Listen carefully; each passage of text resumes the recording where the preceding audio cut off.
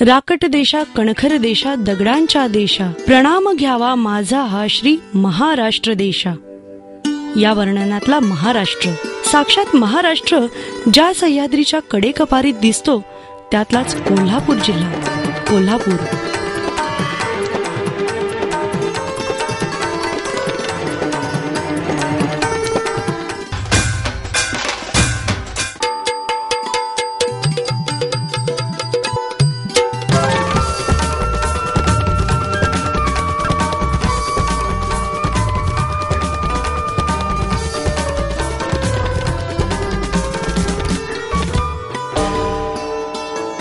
स्वातंत्र्यपूर्व काळातच लोकराजा राजर्षी शाहू महाराजांसारख्या द्रष्ट्या राज्यकर्त्यामुळे स्वातंत्र्याचा आनंद घेणारं संस्थान.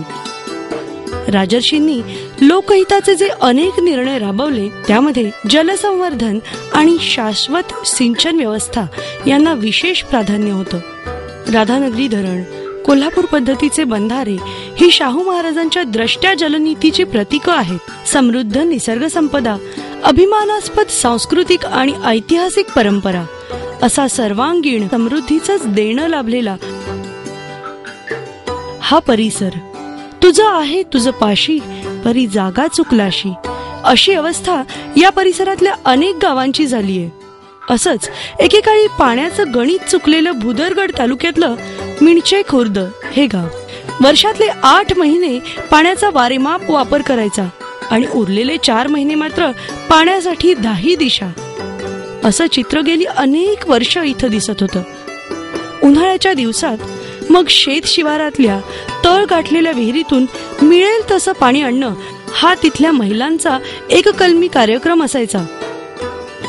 पाणी पुऱ्या पाहिजे बाई अजून पाणी. किती वर्ष आली धरती किंवा पाण्याची सुट्टी काय केलं, पण नांदा आला ते सगळं बेलट्याम पाणी भरत घ्यायचं, ढाणून यायचं आणि 12 वाजता ढाणून यायचं. तिथलं पाणी ढोरासून दावायचं, घरात भरायचं, जेवण करायचं. काय गावाची कटकट मिटते काय, किती वर्ष झाली नांदा हीच आमच्या पाठीमागं झडती आहे. पाण्याच्या बाबतीत दैव असताना दारिद्र्य भोगण्याची ही मिणचेकरांची अवस्था संपवण्यासाठीच जलस्वराज्य प्रकल्पानं मोठं योगदान दिलं. लोकांचा पुढाकार, त्यात शासनाचा सहभाग हे ब्रीद घेऊन आलेल्या या योजनेनं गावागावांची दशा बदलण्यासाठी एक निश्चित दिशा दिली. राव आणि गाव यांच्यामधलं अंतर कमी करणारी ही योजना मिणचे खुर्दनं गावात राबवण्याचा निर्णय घेतला. मात्र जलस्वराज्य प्रकल्पातून राबवण्यात येणारी ही योजना तरी गावाची तहान भागवणार का, असा प्रश्न गावातली जुनी जाणती मंडळी उपस्थित करू लागली. आपल्या गावामध्ये बाहेर मागे खेळल्या किती झाल्या किती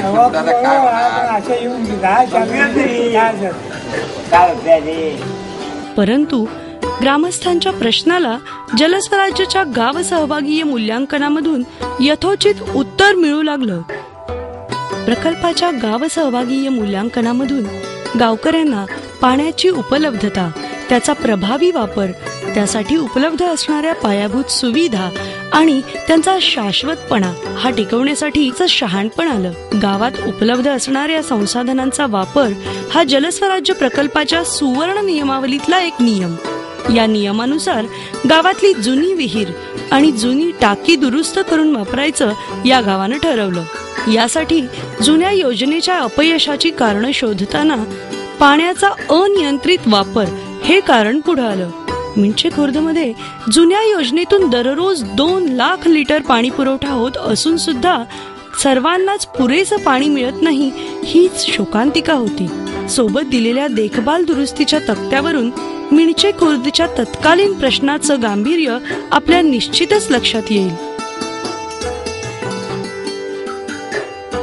ही समस्या नव्या योजनेबरोबर संपवण्यासाठी पाण्याचा नियंत्रित वापर कसा करता येईल यासाठी विचार सुरू झाला. अर्थात नळ जोडण्यांना मीटर बसवणं शहरी लोकांसाठी उपयुक्त आहे, ग्रामीण भागात ही पद्धत यशस्वी होणारच नाही मुळी, अशी या मीटर पद्धतीबद्दलची मानसिकताही गावात मोठ्या प्रमाणात होती. याच मानसिकतेमधून गावात मीटर पद्धतीला काही मंडळींचा विरोध होता. या विरोधामागं प्रामुख्यानं मीटर पद्धतीबद्दलचं अज्ञान हेच कारण होतं. आणि मीटरची योजना आखल्यानंतर लोकांनी तसा विरोध केला, परंतु लोकांना आम्ही समजून सांगितलं की मीटर का बसवायला पाहिजे. थोड्यांनी विरोध केला, पण आमच्या बॉडीने सगळे निर्णय घेऊन मीटर बसवू असा हमी देऊन की आम्ही मीटर आणले. आता मीटर बसवण्यासाठी गावची मानसिकता तर तयार झाली.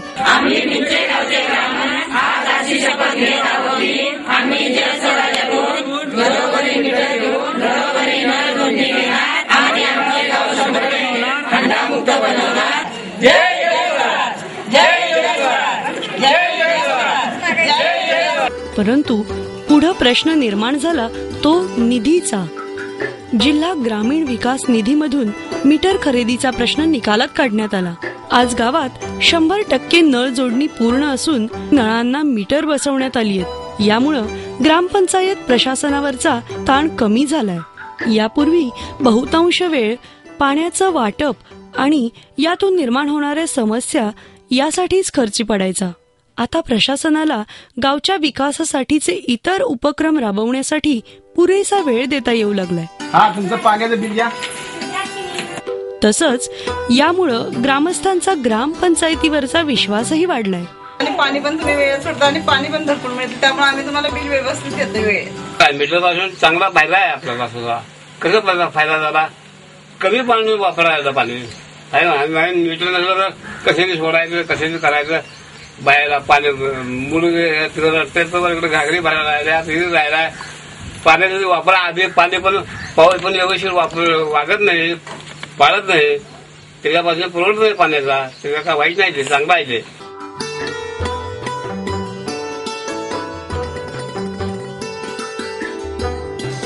तुम्ही कसं त्याला पाणी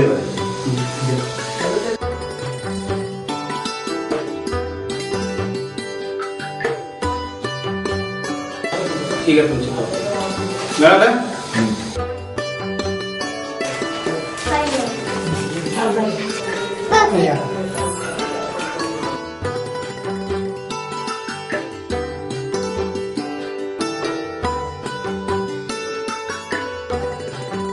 याचबरोबर प्रस्तुत तक्त्यावरून गावात जलस्वराज्य प्रकल्पासहित मीटर पद्धती राबवण्यापूर्वीची आणि नंतरची पाणी पुरवठ्याची एकूणच परिस्थिती लक्षात येईल. यात झालेला आमूलाग्र बदल निश्चितच इतर गावांना प्रेरणादायी ठरेल.